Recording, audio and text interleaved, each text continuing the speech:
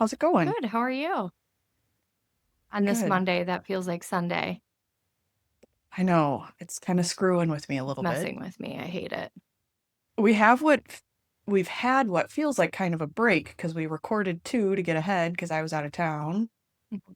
And so now we're back on schedule. So, yeah, I know to everyone listening, it doesn't feel like there's been a break because there hasn't been. But Like, but to me, it feels like there's been it a break. feels like there's been a break for me too. Yeah. So, welcome to our podcast, Enneagram Adventure. Tannah and I are both IEQ 9 certified coaches. And so we use that tool personally, professionally, with teams, with individuals, to help work through different situations, help people develop, grow, all of that. So hopefully you're here for those reasons to learn a little bit about the Enneagram, but really it's about how to have some growth. So it's Memorial Day today. So that's why it feels like Sunday. Anything I missed? No, just the standard Enneagram is based off of your motivation rather than behaviors. So if you are used to any other personality assessment tools, that's the difference between the Enneagram and those other tools is it targets core motivation to get into the why that it is that you do what you do and not just what you do. So, Yeah. if that's intriguing to you in terms of the why, can't wait for you to buckle up and listen in. This one's going to be interesting. Yeah. Um, Yeah, this one will be interesting. yeah, it will be interesting. We've gotten a lot of feedback on Soulchild.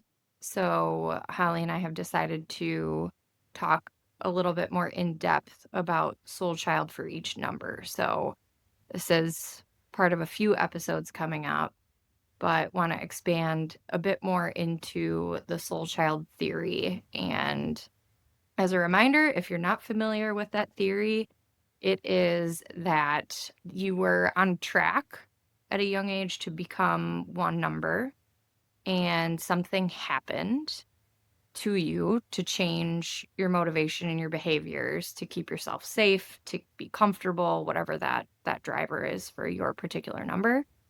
And your path diverted then to a different number. And that tie is that it is your growth line, is how we talk about it. So, what Yeah. would you add, Holly? Yeah, I think you covered that pretty well. If you've been listening along, through our episodes, you've heard us reference soul child theory several times. Today, we're going to talk specifically about how that shows up in Tannah's number. If we have time, we'll get to me. We're just going to play that by ear a little bit. But so the 2 moving to 4. So again, if we just reference the lines and the growth lines, that's going to be where that is. You can definitely go back a couple and listen to the episode about lines if you're wanting a refresher on that. But I think the big thing around Soulchild and this idea, I very clearly see it for me personally in terms of that move. It may not be as clear for everyone depending on what your upbringing was like, what kind of childhood you had. Was there a lot of chaos in your childhood as a young child, all of that. What I will say in addition to this idea, though, is if you think about early childhood development, and anybody who has kids is likely witnessing in this. So, Tannah, you can also speak to this a little bit. But, from the time that kids are a little bit able to express themselves, so, out of infant stage, where you're starting to see more personality show up, is that's when this kind of will start the strategy of personality that a kid takes Mhm. on will start to show up. And so it's in that, like, I don't know what, 18, I don't have kids, 18 months, maybe a year to about the age of 7 or 8 is the window that kids are trying on different personality strategies to see what works in their family. The idea behind Soulchild would be a kid could be on track in those early years. And again, this is all unconscious. No child is making this conscious decision, but they could be on track in those early years to be one number. So in the example we're going to use today, which is 2. In the soul child theory, early on, they would have been on track to be a 4. So they would have been wanting to express their creativity. They maybe had really big feelings that were needing to be expressed. They could be very emotional children, just in terms of riding the wave of emotion. That's what they're sort of trying on. Does it work for me in my family to be emotional, to be expressive, to want to be an individual? And again, this is like unconscious, subconscious sort of stuff. So like I can't say that enough. I don't want anybody to think that these decisions are being made consciously, because they're not.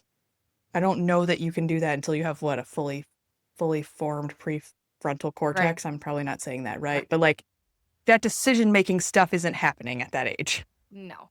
So anyway, so they're on track for that, and then something happens. Mhm. Could be literal trauma, could be something that's perceived as trauma. And when I say literal trauma, I mean like something bad Mhm. happens that shakes them, maybe. Could be abuse of some sort in a household, could be death of someone important in their life, could be witnessing something tragic like that you think of traditionally, or it could be something that's perceived as. So something that just shakes the kid in some way to start to perceive the world differently. Like, oh, this is no longer going to work for me Mhm. to show up this way, and so I'm going to show up different. And that's where they move on the polarity of the line to what's literally an opposite number on the Mhm. line.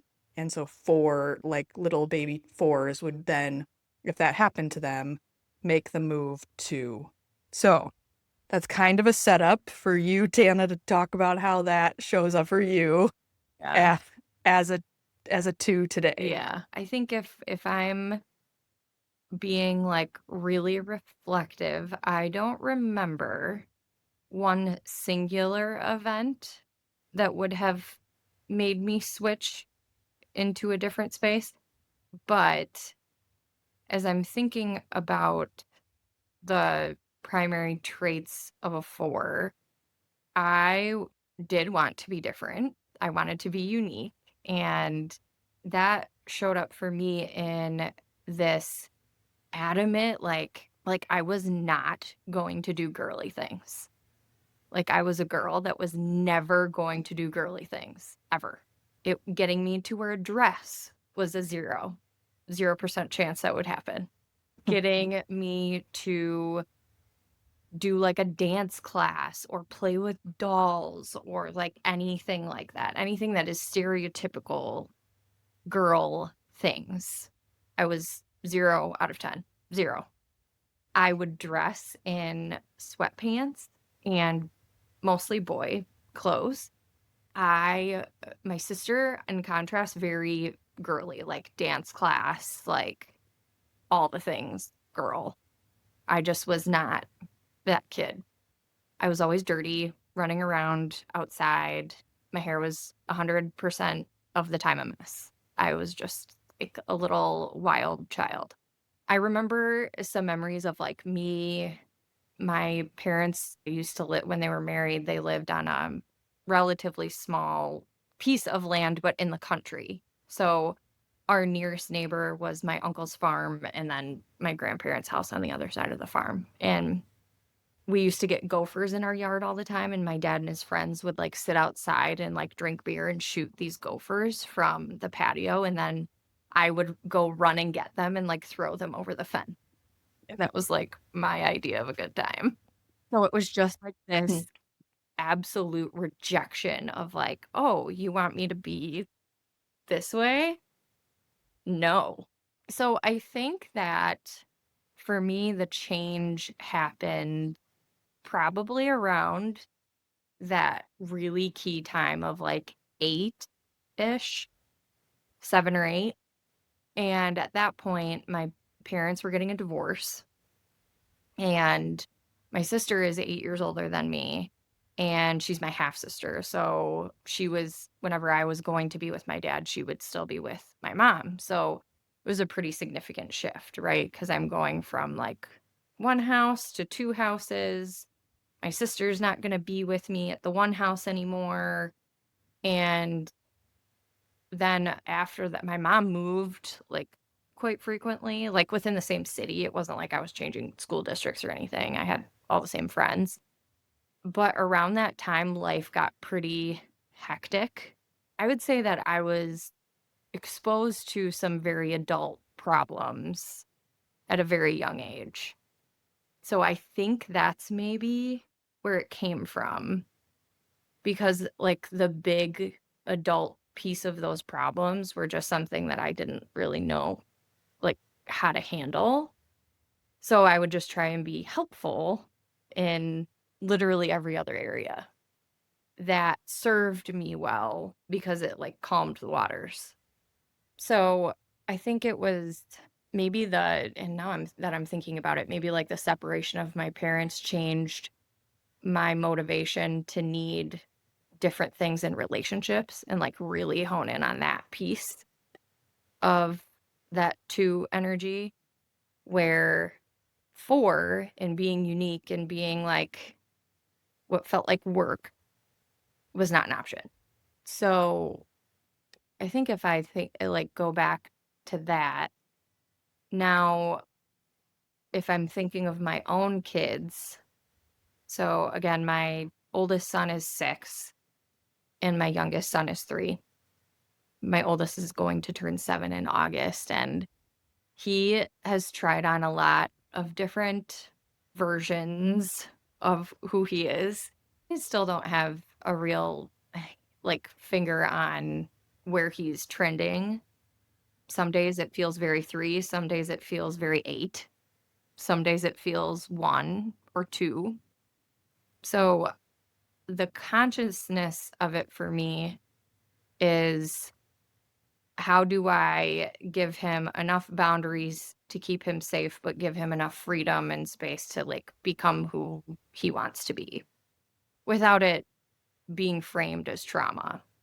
It's a really long-winded version to say, like, this small disclaimer, though, like, to your earlier point about, like, emotional trauma or, like, a big event, I would say that a good reminder is that people interpret those differently, where a divorce for one person could be, like, very jarring and really harmful to them, while another might be like, "Well, yeah, like, my parents got divorced.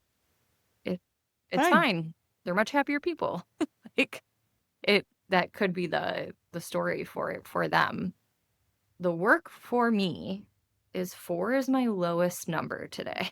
If you look at the assessment that Holly and I use through IEQ 9, it shows, like, how much of a certain number your answers were. It shows it in, like, a bar graph, and 4 is my lowest number today.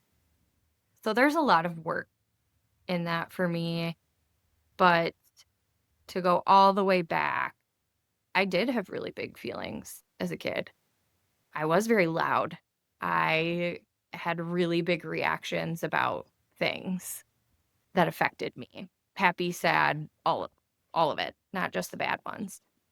But I think that some of those big changes and some of those really adult things that had happened and were happening were kind of an open invitation for me to be less of that. 'Cause I think I didn't have the capacity for it. From a emotional standpoint or, like, even a nervous system standpoint. Well, and did you feel like there was a need to emotions of the people around you, Oh, yeah. either your sister or your parents or things like that, that would also, I would think, could squash some of that? Well, I can't have this big feeling because I have to help this person with their big feeling.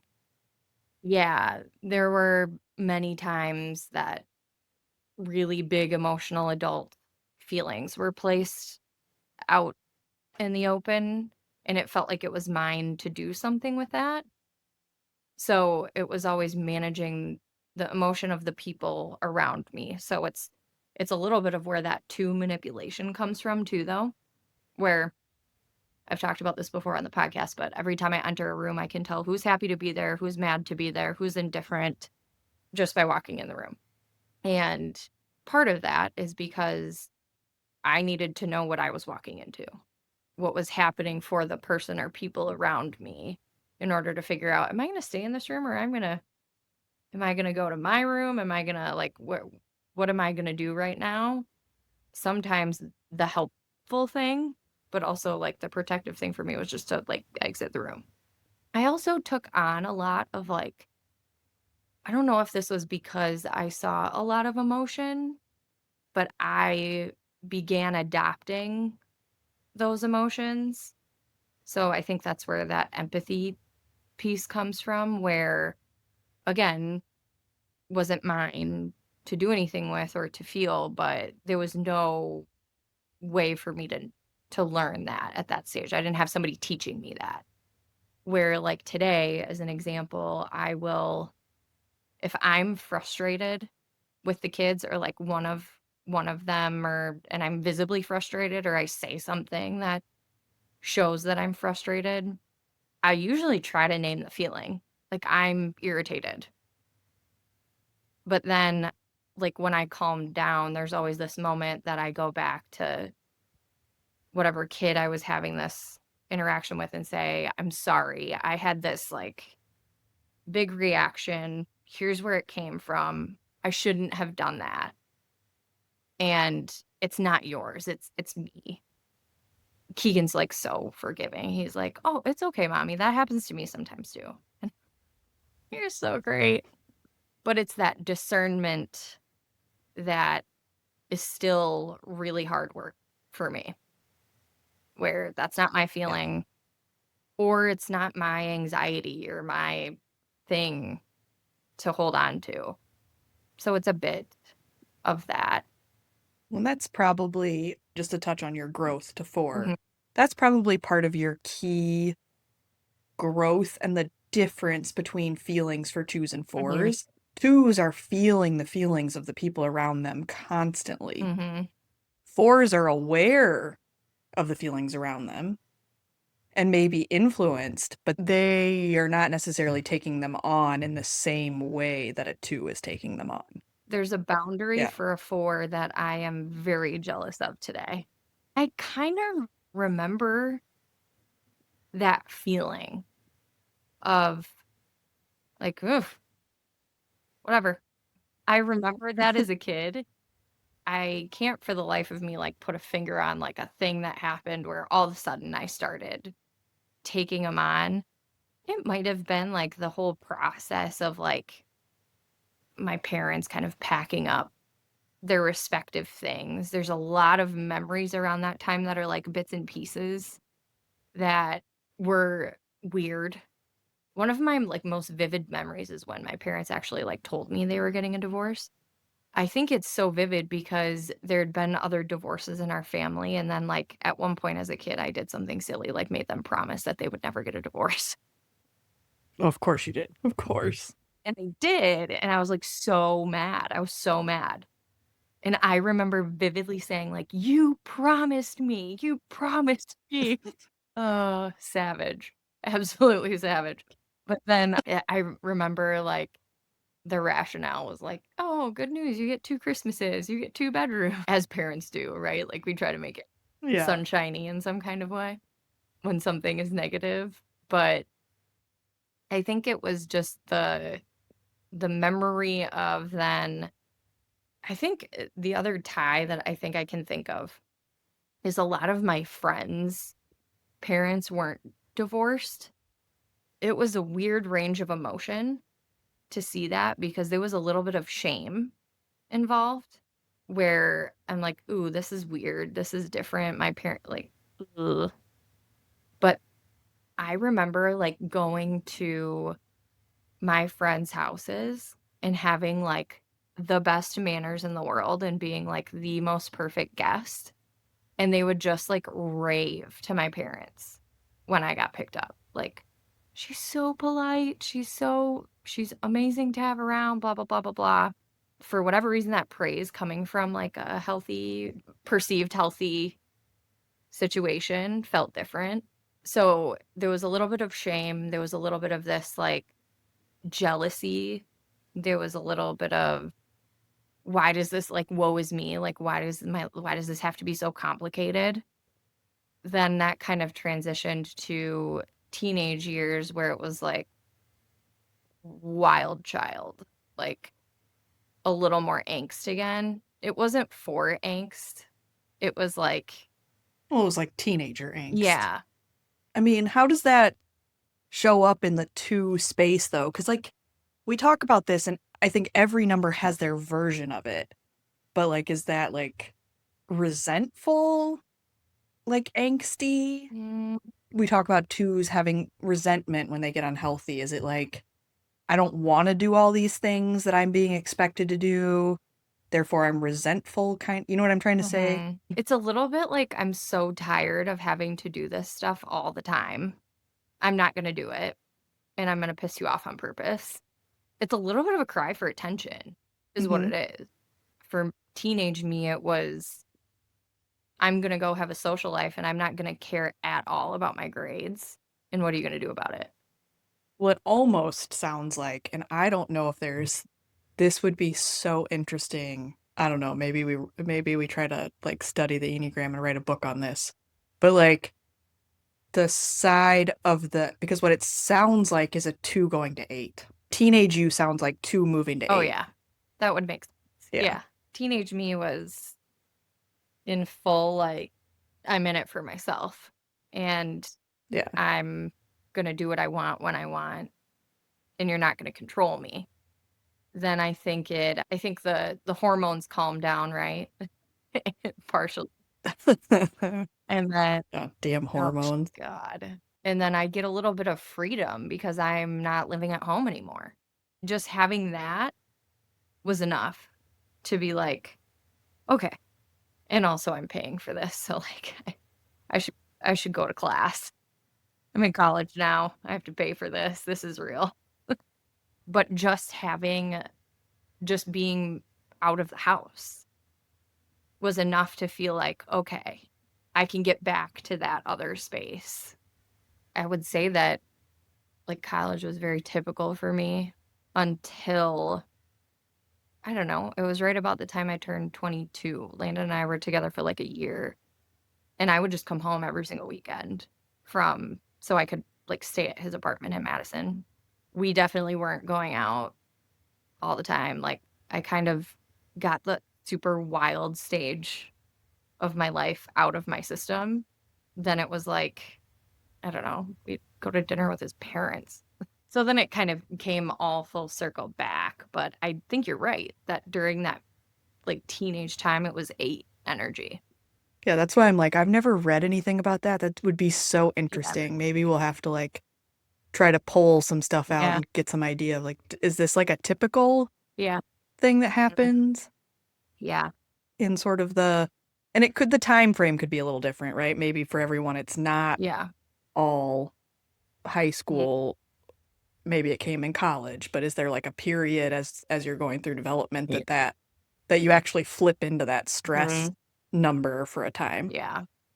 Yeah, I think it's a little bit of the expectations, I think, that were put on me younger. I'm grateful for, like, all of this because I think it made me realize what I don't wanna do, Yeah. and then it shows up what I do wanna do, right? So there's gifts in all of it. Brandon talks about that all the time, that there's gifts in it, and he's right. The Sometimes I'm not ready to hear oh, about those gifts, but yeah, yes, they're there. sometimes I'm like, "Is that a gift?" Because it seems like a pain in the ass. Right. I can walk in the room and see who wants to be there and who doesn't. What a blessing.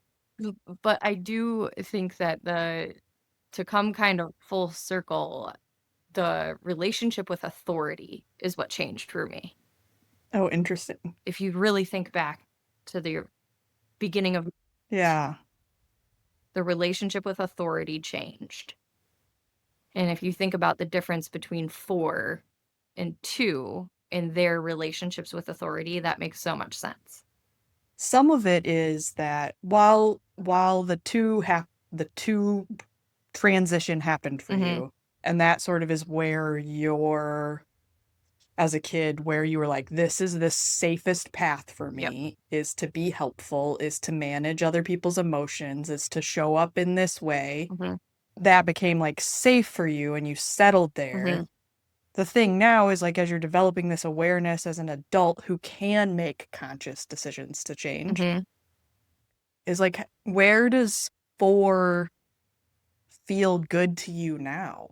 I think the thing I'm finding through some of the difficult work is that it doesn't feel good. Like, that's kinda sad to say, but it is still at a stage where it is very uncomfortable, Oh, interesting. and that tells me that I need to spend more time in it because it's almost like I'm not even at the stage where I notice and identify I should stay here. I blow right past it. Like, my internal is so focused on flipping to solve for the 4 energy that I won't even notice it for days unless I'm really thinking about it. Interesting. So you don't find a flow state in 4 space. Nope, it's so uncomfortable. Do you find flow in anything? I find most of my flow in my acts like a 1 still. Oh, okay. I can string together a long few acts of 1 motivation and energy and stay in it. 4 is, like, so uncomfortable, it literally gives me, like, the I am still at the point where I don't even notice it because I've already solved it before I even feel it.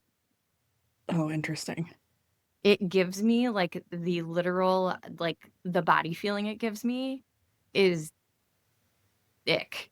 The body feeling is, like, in the top of my stomach and in, like, the palms of my hands. Well, I mean, you can identify that, so that's good. Yeah, but that's it. Like, if I put myself in that I'm trying to think of an example recently where I was in it and I solved for it right away. Well, because the 4, while you're thinking about an example, I'm just gonna riff a little bit on, like, when we're talking about the positive qualities of 4 or the things that if you're a 2, your soul child theory plays to 4, it's also your growth line, right? The idea is that there's growth for you on that line. Mhm, And some of what it comes back to me when you think about even the soul child theory, right, is this idea of like, if you take off everything that isn't you, can you get all the way back to the original version? mhm, Which is kind of what Soulchild is telling us, right? Is like, this is the original version. Can you take off all the bullshit that you learned and get back mhm, there? When we think about that for 4s, right? That's this in tune with emotion in a way that's like healthy, that lets the emotion roll through you and doesn't get attached to it. mhm, It's this creative way of seeing the world, through this lens of like there's beauty in the darkness, there's beauty in the shadow, there's mhm, like that sort of part of 4 that gives them this ability to just look at things differently. The celebration of some uniqueness in terms of I am unique and special and have something different to offer, right? So I mean, those are high level things mhm, for 4, but that's like what I'm picturing for you, right, is like right now, like all of that is still super uncomfortable for mhm. you. You'd rather jump into Oh, perfectionism yeah. than being like a unique, special voice, Mhm. Yeah, right? I think Some of that's probably societal too, because of, yeah, we live in the United States yeah. and productivity and perfectionism and Mhm, yada yada. mhm. The best example that I can give because it's also a little bit of a safer one for me to feel. Pick up on that I use the word safe when I'm talking about even behaving that way, but is when my kids are having like a full melty. I'm not in a completely overstimulated, stressed out headspace and able to be like, okay, Can you tell me the feeling you're having? Yeah, I have that feeling too sometimes.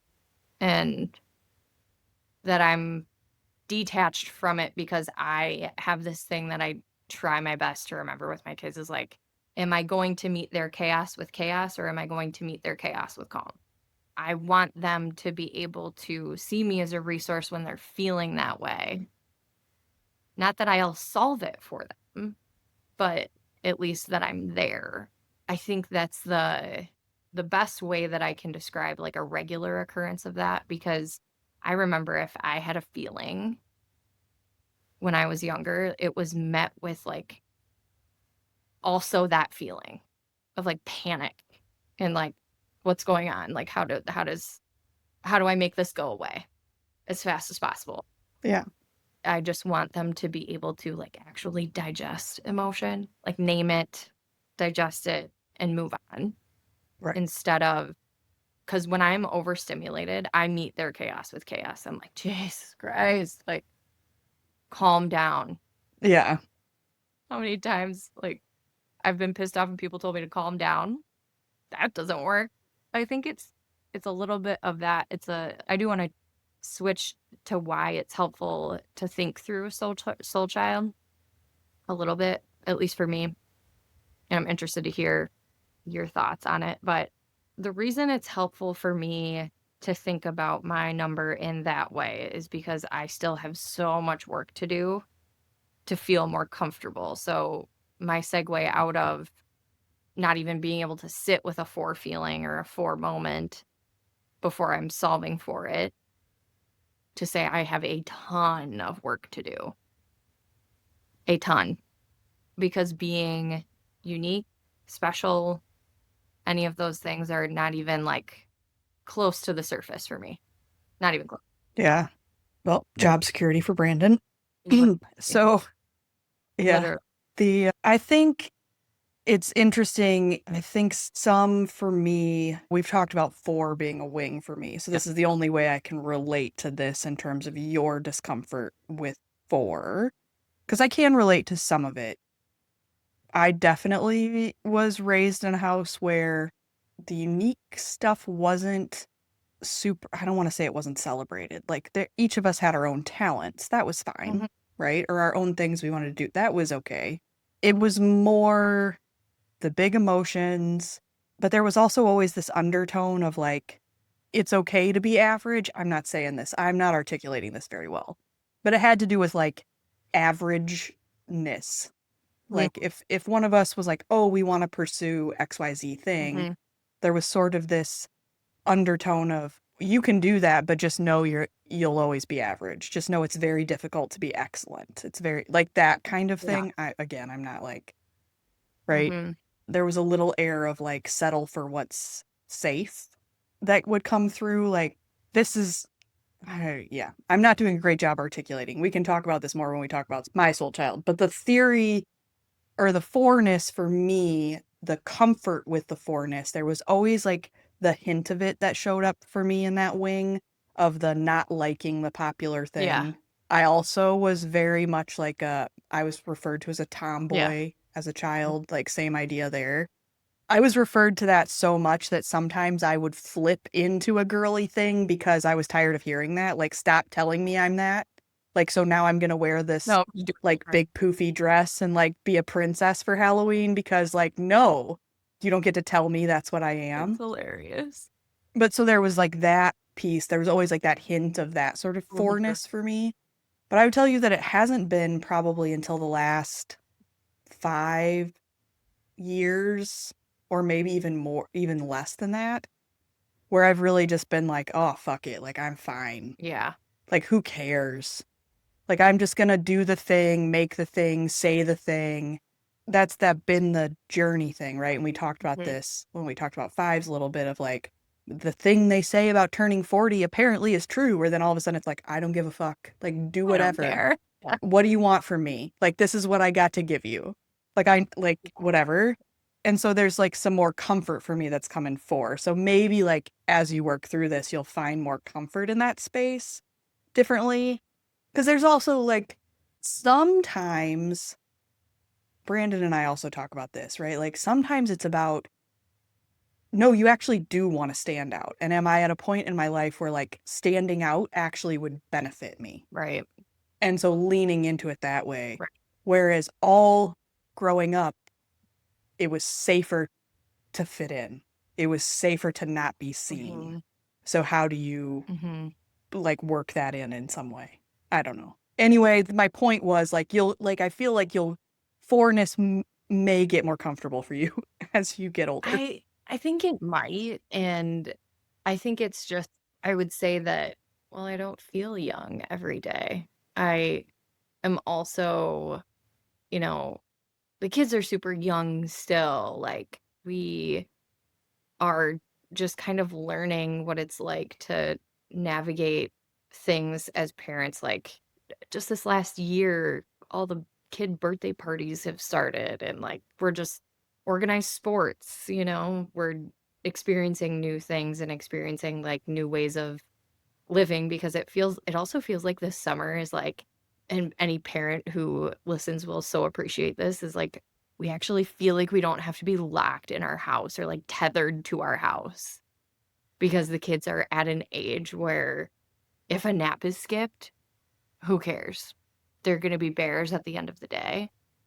But that's been a little freeing too, where it's not like I'm going from Monday through Friday, 8 to 5 stress, and then coming home to like the stress of just being like tied to the house and like live or die by a nap schedule. And like it feels fun to be able to do things as a family that are new and exciting, and seeing them make first memories is amazing. And I think I will get a little bit of more that like, well, who cares energy just because we're kind of starting to live that life, when we have a little bit more freedom. But I also think that it's almost like I have to start mirroring that exercise that I do with the kids, but for myself, it's like, what is the feeling I have right now?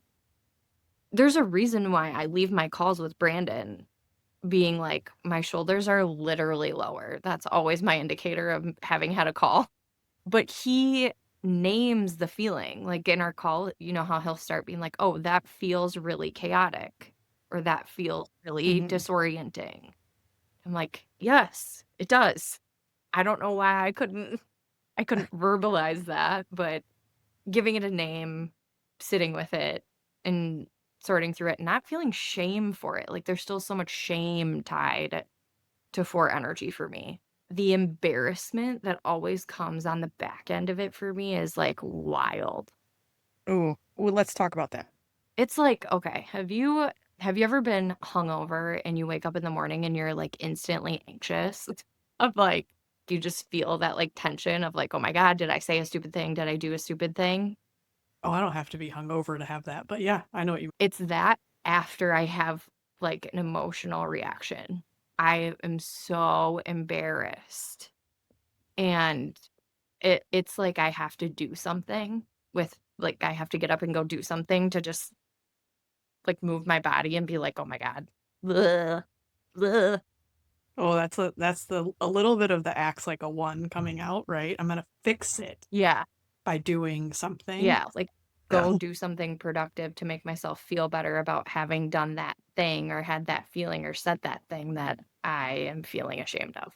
that most likely no one else remembers. Or, like, and it's not even in that situation, like, if I am like, annoyed with Landon about something and I just say the thing that's in my head, in the feeling I'm having, I'll think about that, like, 2 days later and be like, "Oh my god." So in that specific instant, what is it that he's gonna remember the thing and he's gonna leave you? Like, what's the thing that makes you have the anxiety about it? He'll love you less? He'll see me differently. He'll see you differently. Mhm. And why would that be bad? I don't know. It's not. But in the moment, I'm like, "Oh my god, he, like, thinks I'm so annoying." I am that needy wife that, like, needs something different and, like, needs you to do something differently or needs you to do this thing, and it made me have this really big feeling, and that's embarrassing. I'm getting a little bit better because if I'm having a huge emotion about it, I I think I've told you this before, I find my most productive conversations with him are when I've had the emotion and now I'm not in the emotion anymore. So we'll sit down and I'll be like, so when this happened, this is how it made me feel. And I cannot operate in that space anymore. So here's what I would like to do differently. Aligned? Yes, no, maybe so. And 99.9% of the time, he's like, yeah, okay, okay. But then after, Yeah, because he does. oh, Yeah. like, oh my God. You know what it feels like is I'm watching 4 seasons on Netflix right now. Yeah, we watched that. I slept through some of it though. The episode, I don't remember what season it's in. I think maybe it's fall, but like when Tina Fey and her husband are going to therapy and she like turns around to him and is like, I need a moment. And they like put their hands out. And then like obviously their therapist like told them they have to do that, right? That's what it feels. I get cringy at myself when I do that. Cause I'm like, ew, I'm needy. Ew. Oh, but let's just talk about that two-ness that's coming out right there. Because that's all the two-ness. Like, I am not allowed to have needs. Because I am a two and I take care of everyone else's needs. I'm not allowed to have needs. That's what you just said to me. It's cringy for you to be like, I have needs. You do, in fact, have needs. They are allowed. Oh my God, that's so cringy. Ew. No, no, not at all. Not at all cringy. Like, every single human being has emotional needs. I think like Otherwise, we just all be what robots. I'm now starting to identify that helps me be less ew is that sometimes the thing that I anticipate that the other person needs and I'm dismissing my own needs is very wildly incorrect. Oh, it happened the other day. Here's a good one. Yesterday? Yesterday. I took a load of laundry out of the dryer and I put it on the living room floor. Landon had made me breakfast and it was sitting on the counter. And he's like, your breakfast is ready. And I was like, yeah, I'll be there in a second. I'm going to go do this quick.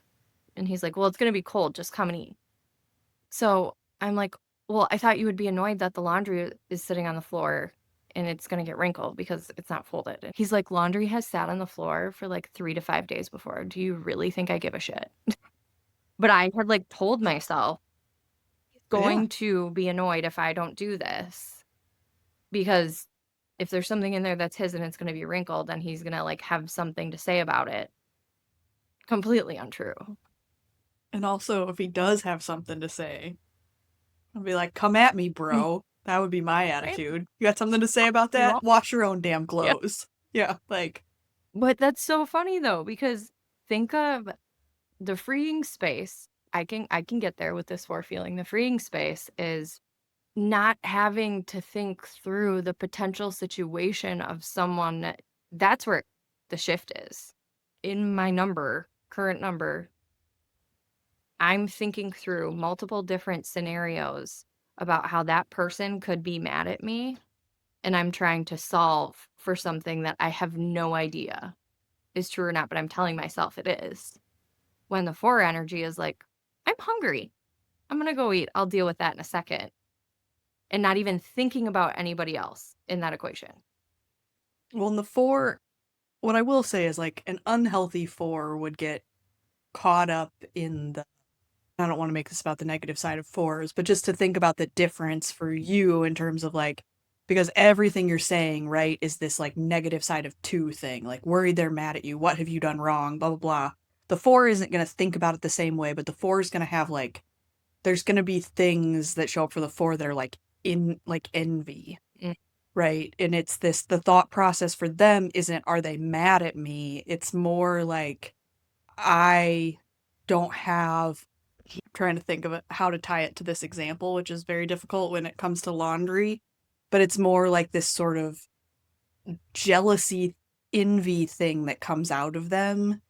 Like I heard a guy give this example of like, noticing something about another person and sort of being envious about it, but then also rejecting it at the same time.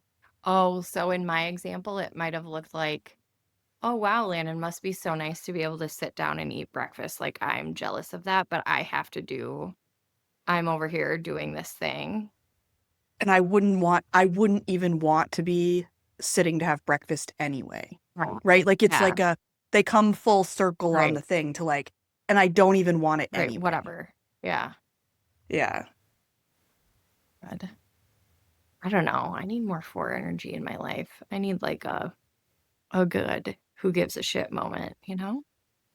That's the work. I'm working on it slowly, very Yes. slowly. Well, you can get it on both sides because maybe you can get it on the high side of your stress number too. Oh yeah. I think that's why if I'm ever like if I'm caught up in an emotional situation that my husband is not involved in, I can call and be like, "Help. What would you do?" And he'll just explain it in a way that's like, you deal with A, B, and C, you deal with them separately, and boom, you're done. Like, you're so smart. So logical. No, he's just detached from his emotion. Everybody's got their thing. Every number's Right. got their thing. Yeah. Funny. Well, this felt a little bit like a therapy Yeah, it session did. in the Soul Child or whatever. Did. It sure did. And we made it the whole hour. So lesson here is that it will take an hour to cover each Soul Mhm. Child if we really go into it. Mhm. Yeah. And I think it would still be fun to unpack some Soul Child with anyone. So if there's anybody who's Yeah. listened through this to the end and is like, I let's talk Soul Child. Mhm. Let's set that up. Let's get that on the Let's do it. books. Yeah. Let's do it. So this has been good for a Sunday, Monday afternoon. Right. The Sundayest Monday ever. Yeah. Is that how? Yeah, that's it. That's it. Yeah, this has been great. For those listening, if you made it to the end of my therapy session, thanks for listening. Make me feel better about unpacking my emotions and share if anything resonated with you.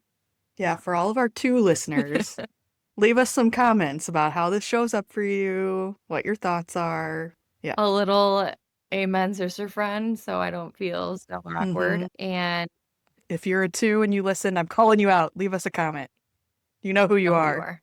Yeah, and like, subscribe, follow the content. More episodes coming. Soul Child is so fun to talk about and so interesting. So we're excited to unpack that more with each number. And until next time. Yeah. Awesome. Okay. We'll talk to you later, See ya. Tannah. Bye.